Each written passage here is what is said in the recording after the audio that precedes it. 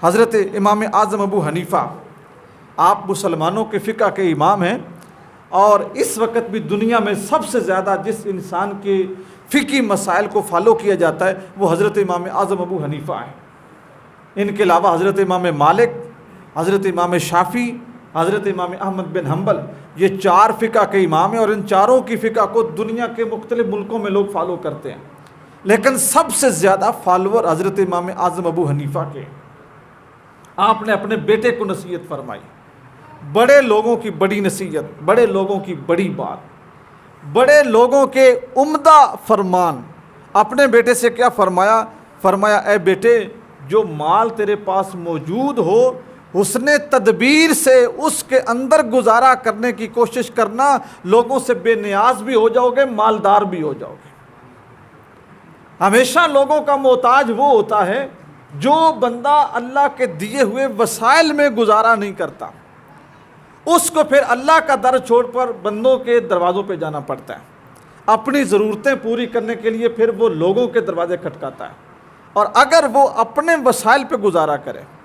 اگر وہ صرف یہ دیکھے کہ میں نے اپنے حالات میں رہ کر اپنی چادر دیکھ کر اپنے پاؤں پھیلانے ہیں،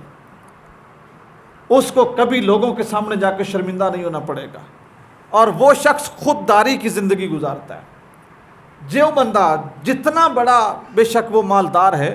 جس شخص کو بھی اپنی ضرورت پوری کرنے کے لیے لوگوں سے مانگنا پڑا، آپ اس شخص کے چہرے پر اور اس کی آنکھوں میں اور اس کے لہجے میں کبھی خودداری نہیں دیکھیں گے، بے شک کتنا مالدار کیوں نہ ہو اور اس کا دکھاوا کتنا بڑا کیوں نہ ہو۔ جس نے اپنی ضرورتیں لوگوں سے مانگ کے پوری کرنی ہیں، آپ اس شخص میں خودداری کا عنصر نہیں دیکھیں گے۔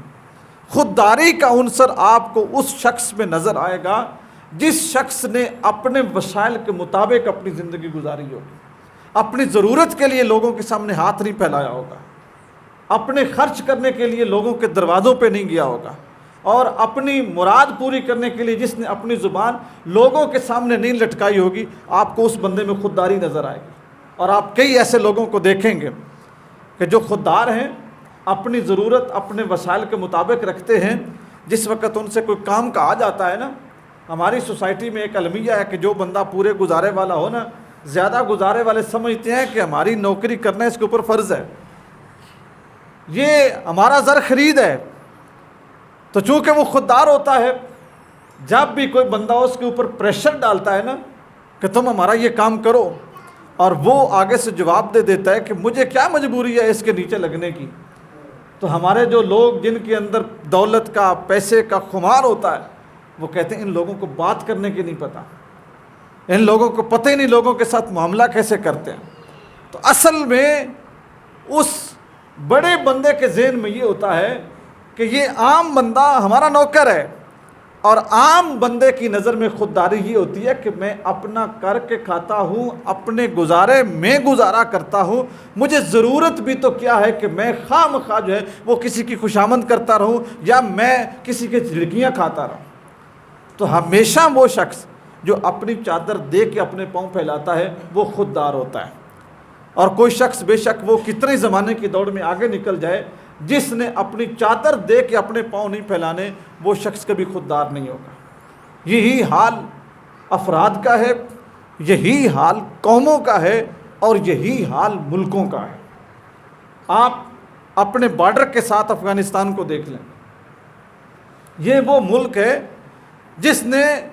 اگر آپ قریب قریب دیکھیں تو نصف صدی جنگ میں گزاری ہے، نصف صدی جنگ میں گزاری ہے، لیکن پختون ماننا پڑے گا کہ خوددار قوم ہے۔ کسی سے نہ مدد کی بھیک مانگتے ہیں، نہ کسی سے اپنی ضرورت پوری کرنے کے لیے بھیک مانگتے ہیں۔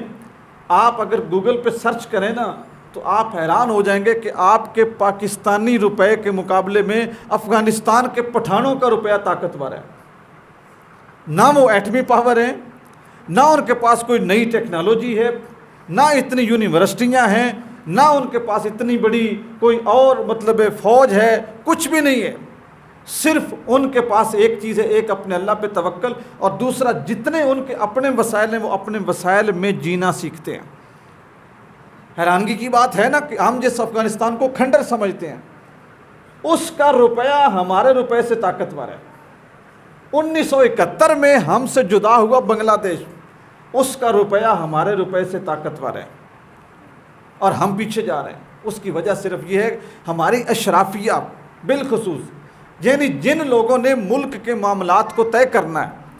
ان کے پاس اگر 12 آنے ہوتے ہیں تو وہ ₹1.25 کا بجٹ بنا دیتے ہیں کہ ہم نے اس کو اس طرح مینج کرنا ہے۔ ایک چھوٹا سا کام ہوتا ہے اور اس کام کے لیے ہمارا 18 گریڈ کا جو آفیسر ہے اس سے لے کر اوپر تک کے سارے وہ بغیر تخمینے کے ایسا کام کر دیتے ہیں کہ 5 لاکھ کا کام 15 لاکھ میں ہوتا ہے۔ تو وہ قومیں کبھی عزت اور خودداری کے ساتھ نہیں جی سکتی جو اپنے وسائل کا اندازہ نہیں لگاتی۔